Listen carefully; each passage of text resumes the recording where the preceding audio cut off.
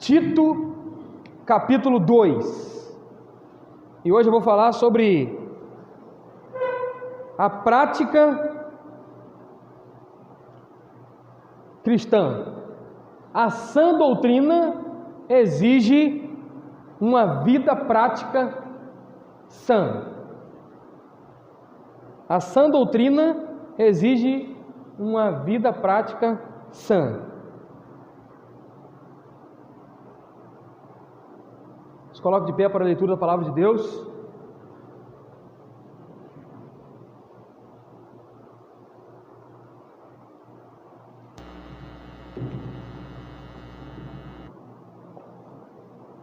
A partir do versículo 1 até o versículo 15, Tito, capítulo 2, versículo 1 até o versículo 15. Diz o texto bíblico: Tu, porém, fala o que convém à sã doutrina. Exorta os velhos a que sejam temperantes, respeitáveis, sensatos, sadios na fé, no amor e na constância. As mulheres idosas, semelhantemente, sejam sérias no seu viver, como convém às santas, não caluniadoras, não dadas a vinho, mestras no bem. Então, poderão ensinar as mulheres mais novas a amarem seus maridos e filhos, a serem sensatas, honestas, boas donas de casa, bondosas, submissas a seus maridos, para que a palavra de Deus não seja blasfemada. Exorta semelhantemente os moços a que sejam moderados, em tudo te dar por exemplo de boas obras. Na doutrina mostra integridade, reverência, linguagem sã e irrepreensível, para que o adversário se envergonhe, não tendo nenhum mal que dizer de nós. Exorta os servos que sejam obedientes aos seus senhores, sendo-lhes agradáveis em tudo, não os contradizendo, não defraudando, antes mostrando perfeita lealdade, para que em tudo sejam ornamento da doutrina de Deus, nosso Salvador. Pois a graça de Deus se manifestou trazendo salvação a todos os homens. Ela nos ensina a abandonar a impiedade e as paixões mundanas, para que vivamos neste presente século sóbria, justa e piedosamente, aguardando a bem-aventurada esperança e o aparecimento da glória do nosso grande Deus e Salvador, Cristo Jesus, o qual a si mesmo se deu por nós, a fim de remir-nos de toda iniquidade e purificar para si um povo todo seu, zeloso de boas obras. Fala essas coisas, exorta, repreende com toda autoridade, e ninguém te despreze. Senhor, em nome de Jesus, nós suplicamos, fale aos nossos corações. Pai, nós queremos te pedir, Deus, que a sua palavra ocupe a primazia em nosso meio, que a sua palavra, Deus, esteja no centro, e que nós venhamos viver uma vida centrada na tua palavra. Ó Pai amado, dá-nos graça para um viver piedoso, nos ensine com sua palavra, Deus, que nós precisamos praticar o Evangelho, Deus. Em nome de Jesus, fale aos nossos corações, tenha misericórdia do seu servo pregador, e me use para a sua glória e edificação dos santos. Nós unimos a nossa fé nesse momento também para orar por nossa nação, Pai. Pedimos ao Senhor, ó Deus, por nossa pátria. Clamamos ao Senhor, ó Deus, para que o Senhor traga harmonia, Deus, entre os poderes. Ó Deus, nós pedimos para que o Senhor venha trazer, ó Deus, a Tua palavra, exortando, ó Deus, os nossos líderes políticos, ó Deus, e as autoridades constituídas pelo Senhor, ó Deus. Em nome de Jesus, ó Pai, tenha misericórdia de nós, que nós, como povo do Senhor, venhamos ser comprometidos com o Teu Evangelho, e que nós venhamos ser comprometidos em ser um povo de oração, em ser um povo de Bíblia, em ser um povo de testemunho, em ser um povo de caráter, em ser um povo piedoso, e que nós, ó Pai, assim possamos influenciar, ó Deus, toda uma nação. Ó Pai amado, levante a bandeira do Evangelho no meio do seu povo, conduza o seu povo ao arrependimento e à fé, conduza o seu povo a viver uma vida quebrantada diante de Ti, Senhor, em nome de Jesus, ó Deus. Ó Pai amado, repreenda os homens gananciosos, os homens que são mercenários, os homens, ó Deus, que são dedicados a furtar, ó Deus, do bem alheio e a enriquecer-se a si mesmo.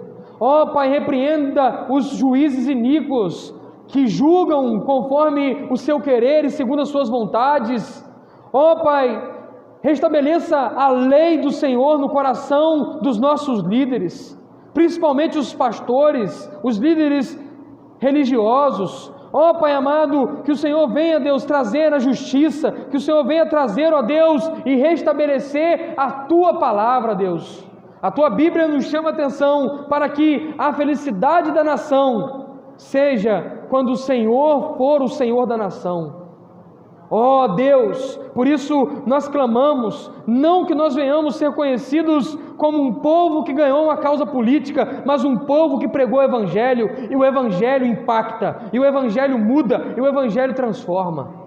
Em nome de Jesus, ó Deus, nós clamamos ao Senhor para que possa haver paz em nossa nação.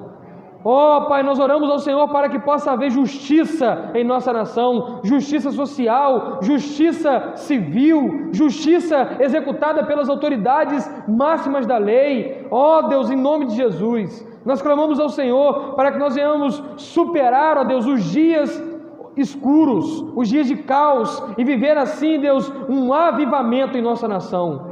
Ó Deus, a minha oração é que os nossos filhos experimentem uma nação avivada.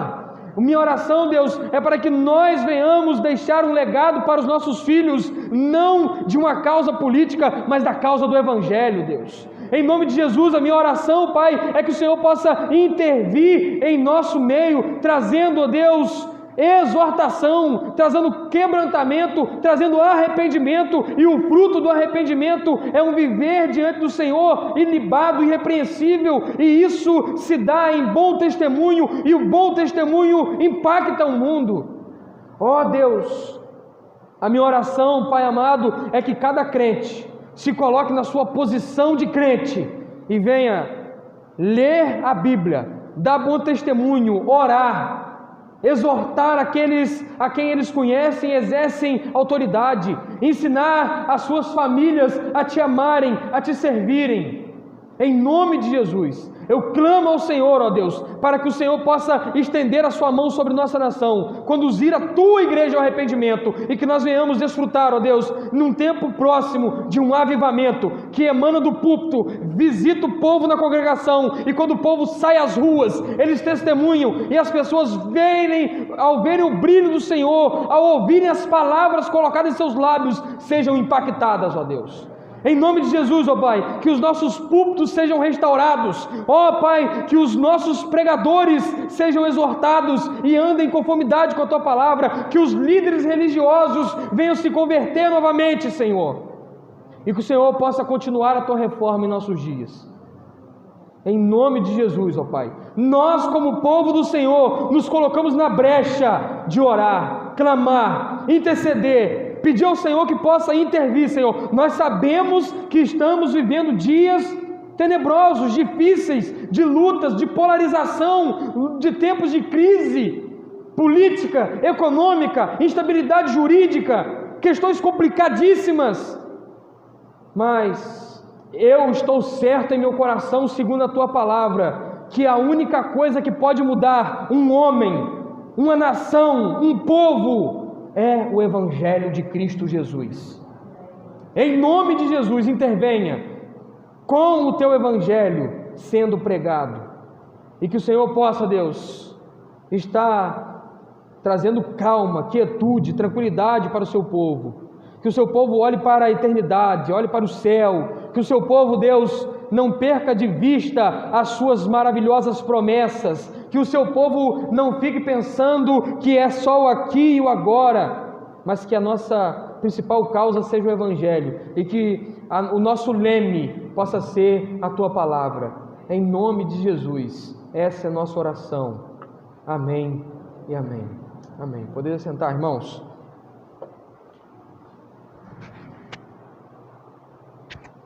Tito é uma carta pastoral, assim como 1 e 2 Timóteo também trazem orientações específicas a um líder específico. Tito tem por objetivo instruir um pastor para que esse organize a igreja onde ele está. Se você olhar comigo desde o capítulo 1 e você fica com a sua Bíblia aberta e faça isso, por gentileza. Capítulo 1, versículo 1, nós temos a identificação do escritor. Paulo, servo de Deus e apóstolo de Jesus Cristo, segundo a fé dos eleitos de Deus e o pleno conhecimento da verdade, que é segundo a piedade. Tito é a carta da piedade. Nenhuma outra carta, epístola, Paulo cita tanto a palavra piedade como em Tito. Também nenhuma outra epístola, o apóstolo Paulo cita o termo boas obras, como em Tito. Ou seja, Tito é uma orientação pessoal, mas é uma orientação prática, que está convidando a todos a viverem o Evangelho. No capítulo 1, versículo 4, nós temos a quem é endereçado. Paulo diz, escrevendo: a Tito, meu verdadeiro filho, segundo a fé, que nos é comum, graça e paz da parte de Deus, Pai, e de Cristo Jesus, nosso Senhor. Então nós temos aqui o escritor, o autor da carta, nós temos aqui o destinatário da carta, mas eu gostaria de destacar em nota introdutória, na exposição de toda a carta, tendo por ponto de partida os nossos olhos, a nossa atenção voltada para o capítulo 2, nós vamos observar qual é a motivação do apóstolo Paulo de escrever a carta, e por que Tito está aonde está, onde ele está, e qual é o objetivo dele estando ali. Capítulo 1, versículo 5. Por esta causa te deixei em Creta. Onde ele está? Em Creta. Qual é a causa que Tito está ali para executar? Para que pusesses em boa ordem o que ainda resta, e de cidade em cidade estabelecesse presbíteros, como já te mandei. Ele tinha uma missão: organizar a igreja. E uma das principais tarefas ao organizar a igreja era estabelecer liderança, organizar a liderança, capacitar a liderança, treinar liderança, instruir líderes, confrontar líderes, estar junto com homens que fossem capazes de manejar a palavra de Deus. Calma que eu vou te mostrar isso, e capacitá-los e direcioná-los e falar: agora você é responsável por essa igreja, você é responsável por essa igreja, aqui nessa igreja você é responsável por isso. Organizar, colocar em ordem. Ele tinha uma missão já orientada previamente pelo apóstolo Paulo, e o apóstolo Paulo está escrevendo essa carta, segundo alguns comentaristas, porque lhe surgiu uma questão de complicação. Chegou aos ouvidos do apóstolo Paulo que ali onde Tito estava, ele estava enfrentando desafios, ele estava tendo opositores que estavam se levantando, e alguns opositores eram aqueles que se colocavam como líderes ou disponibilizando-se para liderar a igreja. E aí Paulo vai escrever para Tito a fim de organizar ele e dar a ele direção de como escolher esses líderes. Do capítulo 1, do versículo de número 5 em diante, no versículo 6 em diante, tem o perfil estabelecido por Paulo. Quem serão os presbíteros? Aquele que foi repreensível, marido de uma só mulher, que tenha filhos fiéis, que não possam ser acusados de dissolução, nem são desobedientes. É necessário que o bispo seja repreensível, como dispenseiro de Deus, não soberbo, nem irascível, nem dado a vinho, nem espancador, nem cobiçoso, de torpe ganância. Deve ser hospitaleiro, amigo do bem, sóbrio, justo, piedoso e temperante. Versículo 9: deve reter firme a fiel palavra, que é conforme a doutrina, para que seja poderoso, tanto para admoestar na sã doutrina, como para convencer os contradizentes. Olha o perfil. O perfil está aqui. Tito, você vai colocar em ordem e vai escolher liderança. Como que serão os meus líderes, Paulo? Aqui assim serão assim, ó. Aqui. Tem um manequim aqui para eles. Um modelo estabelecido. Nós vivemos um tempo em que esse modelo não está sendo muito utilizado. Não está em moda. Está fora de moda usar o modelo bíblico para estabelecer liderança. Desde o pastor até a liderança da igreja.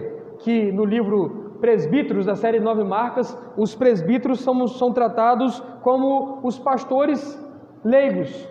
E a palavra leigo aqui não é sem entendimento, sem compreensão. A palavra leigo colocada nesse livro é os homens simples, os homens comuns da igreja, que devem exercer um papel de liderança, estarem atuando como liderança, organizando as tarefas da igreja, executando as tarefas da igreja, servindo a igreja de Cristo. Quando você chega na igreja e você vê tudo é a mulher que dirige, a mulher que vai para lá, a mulher que faz, a mulher que serve o copo, a mulher que faz tudo, você pode ter certeza que tem alguma falha de liderança naquela igreja. Os homens, por muito tempo, e não estou menosprezando o serviço das mulheres, eu só estou colocando os homens onde eles têm que estar. Parar de se esconder atrás das trincheiras e vir para frente, assumir os seus papéis, trabalhar firme. A mulher não lidera uma casa, a mulher não lidera uma igreja. A mulher, ela é ladeadora, ela é apoio, ela tem o seu papel fundamental, importantíssimo na história da igreja todinha. E ela deve se honrar disso. Quer cansar uma mulher? Minguar a fé de uma mulher? Começa a colocar ela na liderança de tudo. Faz isso, você lidera aqui, você que vai fazer o culto no seu lar, você que vai liderar lá na igreja aquele grupo, aquele outro. Rapidinho você começa a minguar a fé de uma mulher. Os homens, eles devem se colocar na sua postura e trabalhar.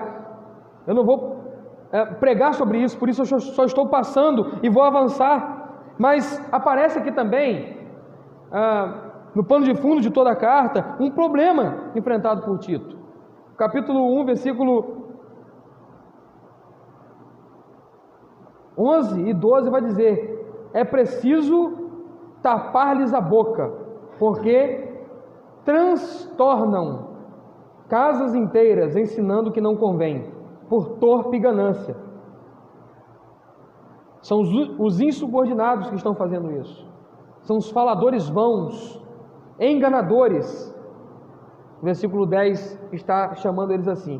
E o versículo 12 chama a atenção, que vai dizer: um dentre eles, seu próprio profeta, alguém que se disse: ó, eu sou profeta, eu falo, e o que eu falo é o que Deus está dizendo. Vendo que a sã doutrina já está estabelecida, firmada por Cristo Jesus, desenvolvida pelos apóstolos, e os profetas vigoraram até João Batista. E agora a função profética, ela foi extinta, embora a execução profética continue atuando até hoje. O que é a execução profética atuando até hoje? É os homens e as mulheres que são comissionados a pregar o Evangelho. A profecia de hoje é a pregação do Evangelho. Ponto. Você é chamado para ser um profeta na sua nação. Como? Pregando o Evangelho de Cristo Jesus. Você não vai receber revelação nenhum, sonho nenhum, visão nenhum, não vai receber nada disso. Se alguém receber e falar que está vindo de Deus, vai ser considerado anátema. Nós precisamos entender que a revelação está toda contida na palavra, e é a sã doutrina. E Paulo está enfatizando a sã doutrina, a sã doutrina. É corrente esse termo usado aqui nessa epístola. E aí ele começa a dar direções práticas para Tito, a partir do versículo 13, falando a respeito do testemunho exato, ensinando como que ele deve se portar para com os opositores, para com os de dentro e para com os de fora. Para com os opositores, Tito deve se apresentar repreendendo eles, calando a boca deles. Para com os de dentro, Tito deve exortar em mansidão. E para com os de fora, ele deve testemunhar Cristo Jesus com o seu viver. E assim a igreja deve andar. A igreja deve andar assim, fazendo calar a boca do falso mestre, do falso ensino, expondo mesmo eles. A igreja deve andar como? Edificando uns aos outros, exortando uns aos outros.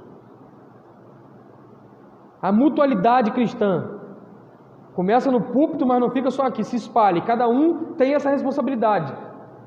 A palavra de Deus nos diz que se você ver o seu irmão pecar, o que é que você deve fazer? Ir correndo contar para o pastor? O que é que você deve fazer? Ligar para os seus irmãos ou botar no grupo da igreja: viu o irmão pecando lá, vamos orar por ele, né? Desculpa, não, eu comuniquei, pastor, sabe por quê? A gente tem que orar por aquele irmãozinho que está fraco na fé, né? Pecando. Não, quando você ver alguém pecando, você deve exortá-lo e conduzi-lo ao arrependimento. Isso é edificação mútua. E para com os de fora, a responsabilidade da igreja é dar um testemunho. E esse testemunho é a vida prática, é você viver o Evangelho, irmão. E aí eu gostaria de já direcionar os irmãos para o texto objetivamente, para que nós venhamos tirar aprendizados aqui do texto que nós lemos. Capítulo 3, ele vai fechar trazendo as considerações finais, mas também fazendo as orientações que são contínuas, exigências contínuas para a prática do líder e da igreja. Ele vai dizer: tu, porém, fala o que convém à sã doutrina. Essa mensagem ela começa direcionada para o pastor. Pastor que não conhece a sã doutrina, que não estuda, que não se dedica a ler a Bíblia, a aprender o Evangelho do Senhor Jesus, a olhar a Escritura Sagrada, a estar atento ao que está acontecendo à sua volta e, através do Evangelho, trazendo as aplicações na vida da igreja para que a igreja viva e enfrente aquele momento. O pastor precisa estar atento a isso, ele é responsável por fazer isso. E aí tem um imperativo para Tito: exorta. E esse imperativo ele não aparece uma vez, ele aparece nesse capítulo apenas, ele aparece 3 vezes. Versículo 2, exorta os mais velhos. Você olhe comigo, versículo 6, está dizendo também: exorta semelhantemente os moços. Versículo 9 está dizendo: exorta os servos. E eu gostaria de atentar para essa palavra aqui com os irmãos, porque nós, numa cultura de autodefesa, nós já ouvimos essa palavra e botamos as unhas de fora. Você escuta a palavra aí, vou te exortar, irmão. Você já se arma para se defender.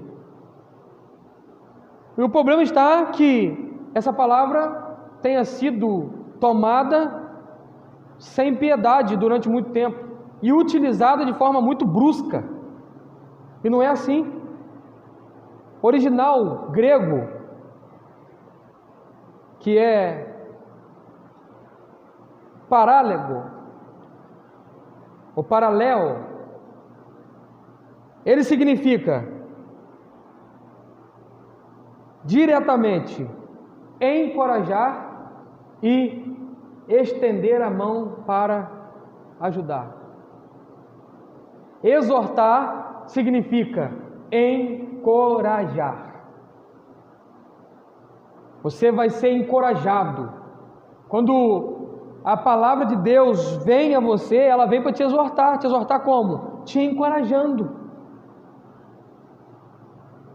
Te encorajando na caminhada cristã. Essa palavra deriva da palavra paráclito. E você, que é estudioso da Bíblia, sabe que paráclito é Espírito Santo. Olha bem, paráclito é Espírito Santo, que é consolador, ajudador. O Espírito Santo é o nosso consolador, é o nosso ajudador, aquele que nos ajuda, aquele que nos encoraja, aquele que nos consola. E a palavra que vem similar a ela para a exortação traz exatamente esse sentido.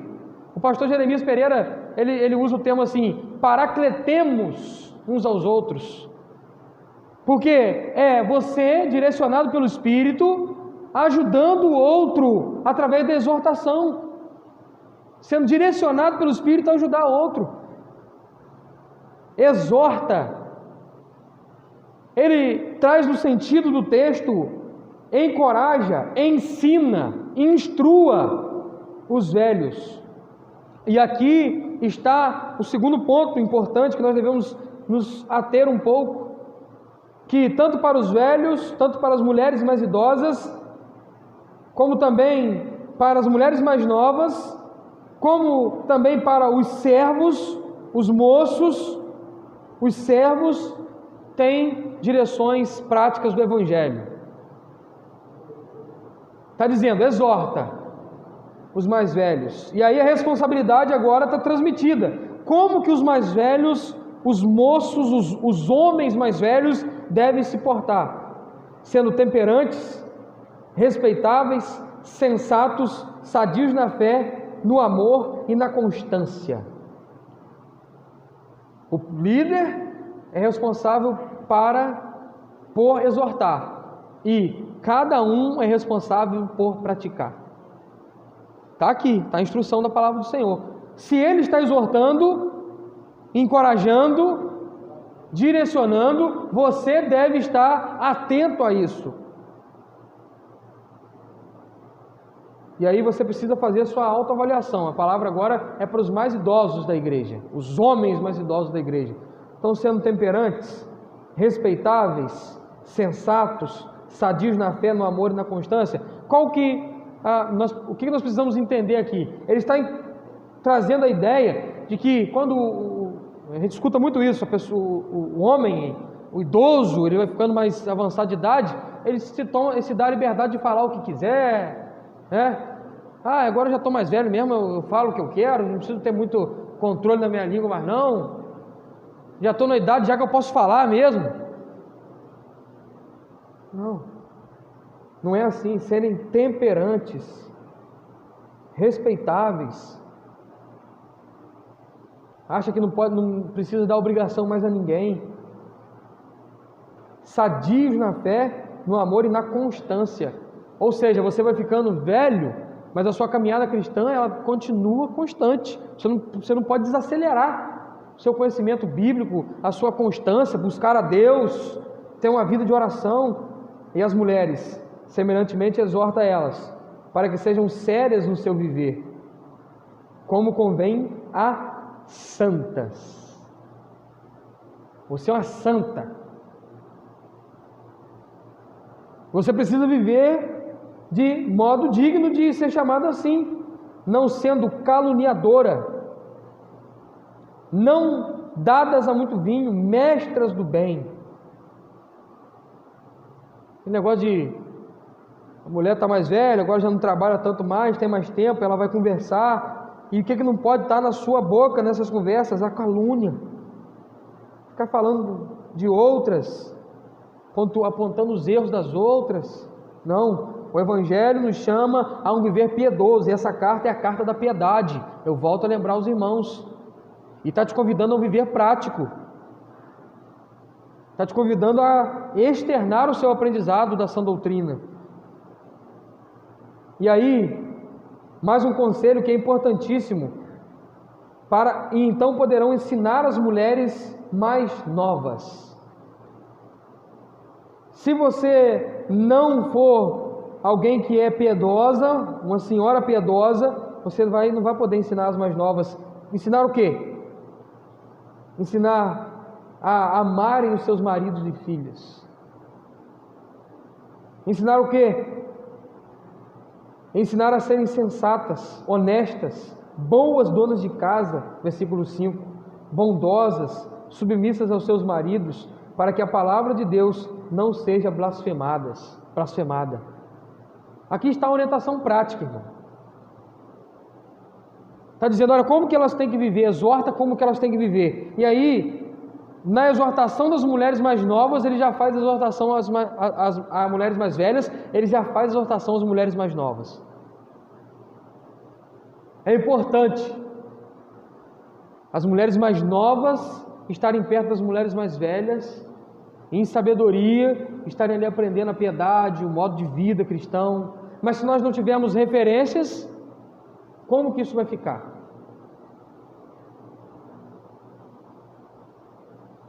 Você precisa entender a responsabilidade que você tem. A geração da frente precisa olhar para a geração de trás e falar, olha a responsabilidade que eu tenho. Semelhantemente, exorta os moços, versículo 6, que sejam moderados em tudo. Dá exemplo de boas obras, na doutrina, na integridade, reverência, linguagem sã e irrepreensível, para que o adversário se envergonhe não tendo nenhum mal que dizer de nós. Olha aqui, os moços, os mais novos, precisam estar atentos ao que a palavra de Deus está ensinando. Está orientando o líder a ensinar a igreja. Serem moderados, serem de boas obras, serem íntegros na doutrina, buscar aprender a doutrina e praticá-la, a linguagem sã, cuidado com a língua, o modo que você fala diz muito a respeito sobre aquilo que você conhece no seu coração sobre Deus. Você precisa estar atento a isso. Você precisa olhar para a palavra de Deus e ela precisa nortear a sua vida toda, até mesmo a sua língua. Ser irrepreensível. E aí você fecha a boca do inimigo. E o adversário, aqui ele pode ter mais de uma conotação. Primeiro, o inimigo de nossas almas, o diabo. Não achando brecha, não tenha o que falar a respeito de nós. Mas também aquele que é o opositor do Evangelho, que vive procurando algo para falar mal. Ele está o tempo todo com a lupa na mão te olhando. Por isso que a palavra irrepreensível vem antes disso. Testemunho ilibado, caráter ilibado, um santo, um homem de Deus, a exortar os servos que sejam obedientes aos seus senhores, sendo-lhes agradáveis em tudo, não os contradizendo, não defraudando, antes mostrando perfeita lealdade, para que em tudo seja um ornamento da doutrina de Deus, nosso Salvador. Olha como que é prático até aqui, você precisa aplicar, contextualizar isso. É como se estivesse dizendo a respeito de empregados, funcionários. Como que um funcionário vai se portar? Quando o patrão não está perto, dou aquela murrinhada, mais ou menos. Quando não tem ninguém vendo ali, eu faço de qualquer jeito. Não, você tem que ser correto. Você tem que andar de forma leal, para que seja ornamento. E aqueles que estão aqui são funcionários e trabalham, precisam entender que se seu patrão for um não cristão, você é o ornamento da doutrina apresentado para ele. Isso é muito importante. Seu chefe, a autoridade que está acima de você. E se você for patrão de você mesmo, você tem que entender que você está trabalhando para Deus e deve fazer como se estivesse fazendo para Deus.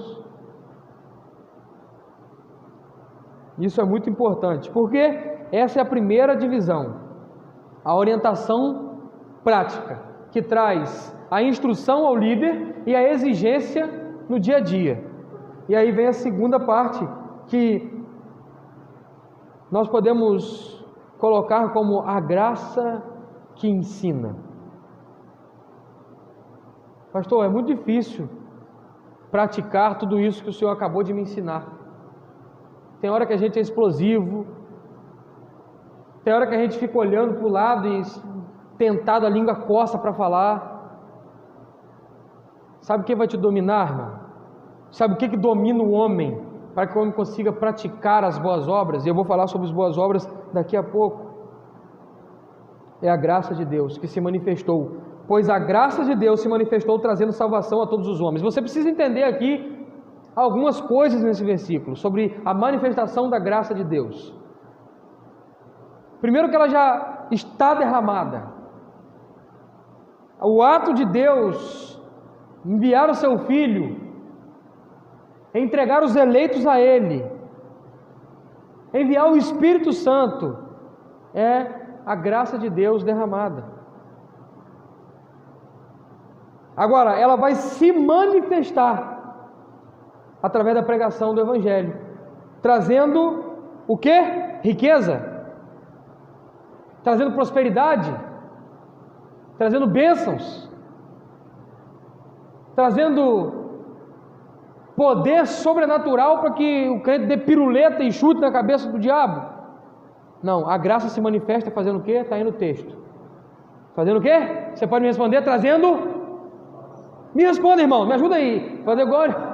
Trazendo salvação. Salvação. E aí vai dizer algo que é motivo de controvérsia e de debate teológico, e que é muito fácil de entender isso aqui. Trazendo salvação a todos os homens. Aí, a ala dos arminianos vai dizer, está vendo? Não tem eleito não, é para todo mundo. É para todos.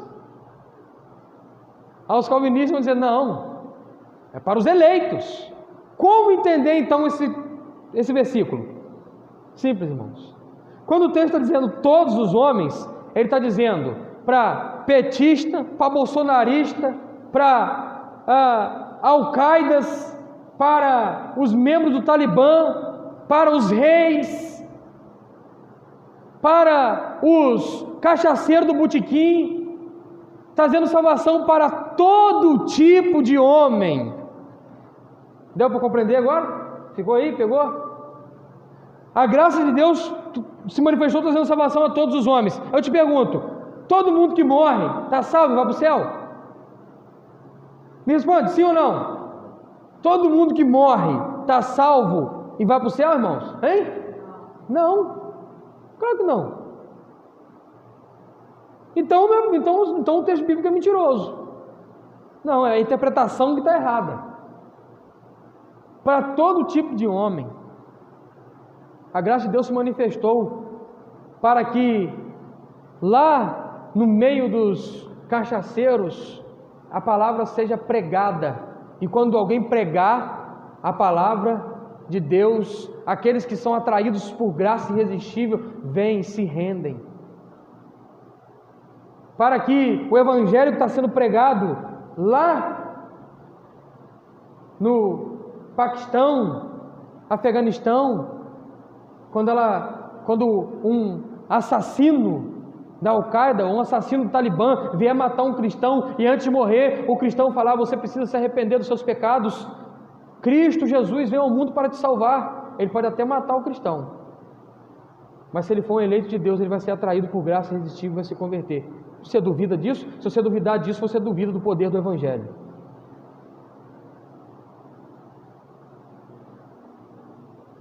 Nós precisamos entender isso, porque daqui para frente ele abre o versículo 12 dizendo: e ela nos ensina, porque a graça de Deus se manifesta salvando os homens e ensinando os salvos como viver.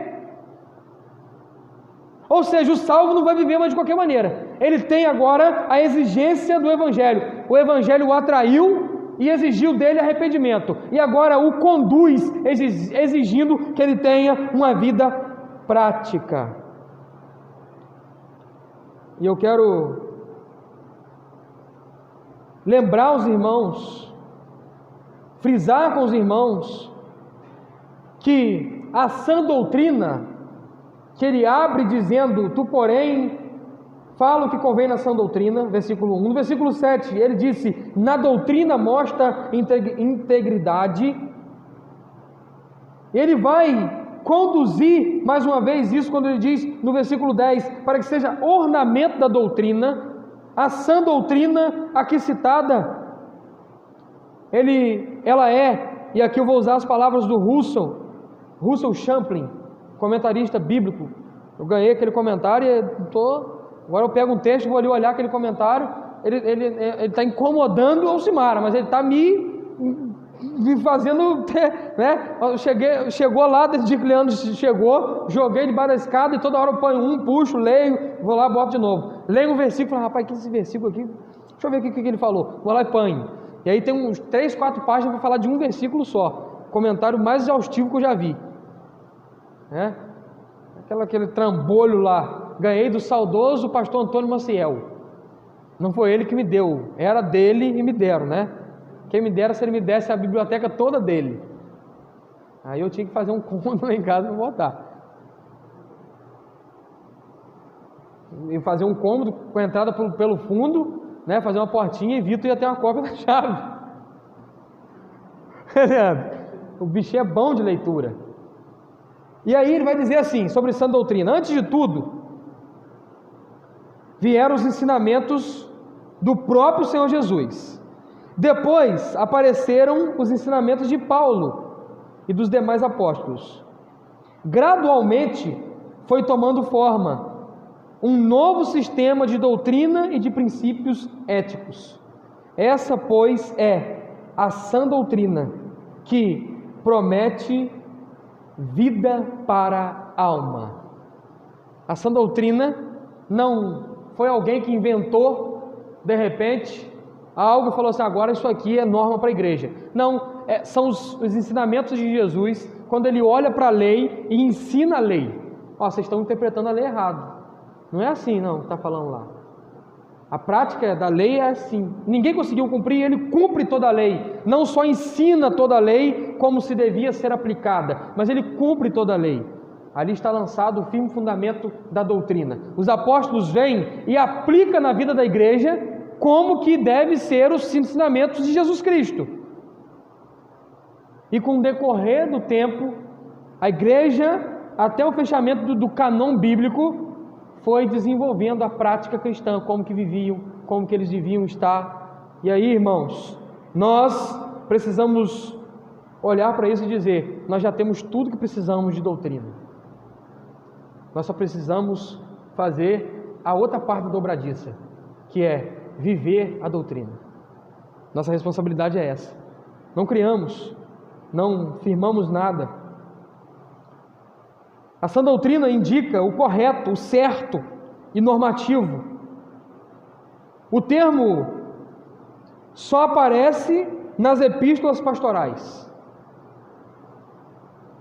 Paulo, quando escreve as epístolas, ele está frisando, e só aparece aqui. Lá em Atos aparece doutrina dos apóstolos. Aqui ele frisa sã doutrina, porque ele já está combatendo alguns falsos ensinos. Por isso ele está dizendo: essa é a sã doutrina, esse é o fundamento, é assim que vocês devem viver. E nós vamos observar que a sã doutrina exige uma conduta sã. Senão você estará sendo como um sino, um metal que soa, como um sepulcro caiado. Você precisa praticar as obras do Evangelho. E aí entra o termo boas obras, que está no texto, finalizando o versículo 14, né, zeloso de boas obras. Boas obras, irmãos, não é somente você encher um sacolão e entregar uma pessoa. Isso também é. Mas boas obras é você viver o Evangelho, é a vida prática, é você aplicar no seu dia a dia, você aplicar na sua vida o Evangelho e viver o Evangelho. Isso é boas obras. Ou isso são as boas obras exigidas da sã doutrina. Precisa você estar atento a isso. A crença na palavra de Deus é completamente inútil sem uma vida prática. Sabe por quê? Até o diabo crê e estremece. Por isso que você tem derramado sobre a sua vida graça para te salvar, graça para te conduzir. E aí ele começa a colocar um contraste. Lá em cima ele começa a dizer o ensino como não devem ser a prática dos cristãos. Os velhos, as mulheres idosas, os mais velhos, as mulheres idosas, as mulheres mais novas, os moços e os servos. Praticamente ele está abrangendo toda a igreja ali em Creta, assim como ele também atinge nossos corações como igreja. Está falando a respeito de todos nós em algum momento. Em algum momento nós somos funcionários, em algum momento aqui na igreja tem as moças, tem as mais velhas, tem os mais velhos, tem os moços. Está falando para nós. E aqui o contraste. Agora, ele diz a partir do versículo 12, ela ensina a abandonar a impiedade, as paixões mundanas, para que vivamos nesse presente século, sóbria, justa e piedosamente. O viver do crente deve ser um viver sóbrio, justo e piedoso. A sua vida cristã, a sua vida deve ser uma vida justa, sóbria e piedosa. E nós vivemos assim, não para o aqui e para o agora. Nós vivemos assim, praticando isso aqui e agora, mas para o reflexo na eternidade, aguardando a bem-aventurada esperança e o aparecimento da glória do nosso grande Deus e Salvador, Jesus Cristo. A graça de Deus se manifesta para garantir a sua salvação e para te ensinar a como viver aqui na terra. O cristão não recebe graça apenas para a sua salvação, ele recebe graça também para o seu viver. Porque a graça, ela salva, mas ela também transforma, e nós vivemos dessa forma, transformados pela graça, aguardando a bem-aventurada esperança. Por isso nós vivemos de forma irrepreensível, por isso nós vivemos praticando o Evangelho, por isso o Evangelho resulta em nós um viver prático. E aí ele credencia o seu ensino e as suas exigências, dizendo, o qual a si mesmo se deu por nós, a fim de remir-nos de toda iniquidade e purificar para si um povo todo seu, zeloso de boas obras. Fala essas coisas, exorta, repreende em toda autoridade e ninguém despreze o seu ensino. Olha, irmãos, a credencial para que nós possamos viver um viver piedoso, e aí está um ponto não muito falado da justificação. A justificação diz a respeito da cruz, sim, a obra de Cristo na cruz, mas diz também a respeito do seu viver, como ele viveu. E como ele viveu, ele se apresentou como uma oferta agradável, o Cordeiro Santo. A justificação também nos mostra o modo de vida de Cristo e como nós devemos viver, o qual a si mesmo se deu por nós, ou seja, ele viveu como nós devemos viver, ele é o nosso exemplo, ele executou a obra de redenção, mas ele é um modelo de como aqueles que são redimidos devem viver. Eu gostaria de encerrar dizendo que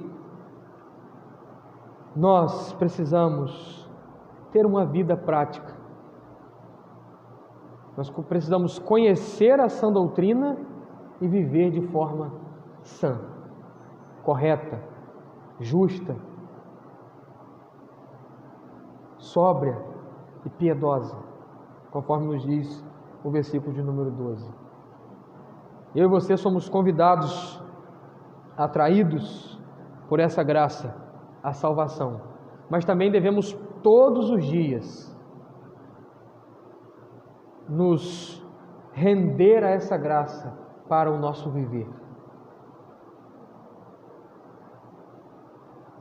Aquele que se rende à graça de Deus, não se rende à graça de Deus apenas para a eternidade. Ele se rende à graça de Deus também para o seu viver. Ele se submete para a salvação, reconhecendo que é um pecador.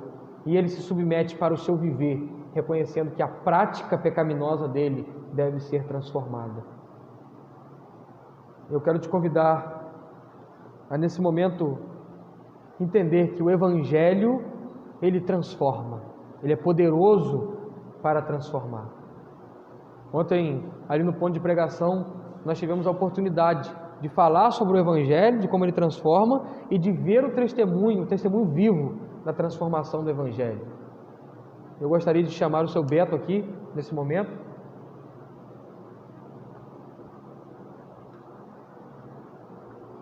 Que é um exemplo de transformação, que vai cantar a respeito do Evangelho, do que Jesus faz.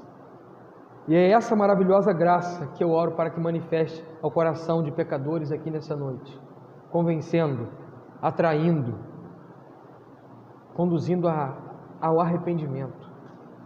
Esse Evangelho poderoso que deve ser pregado e vivido por nós.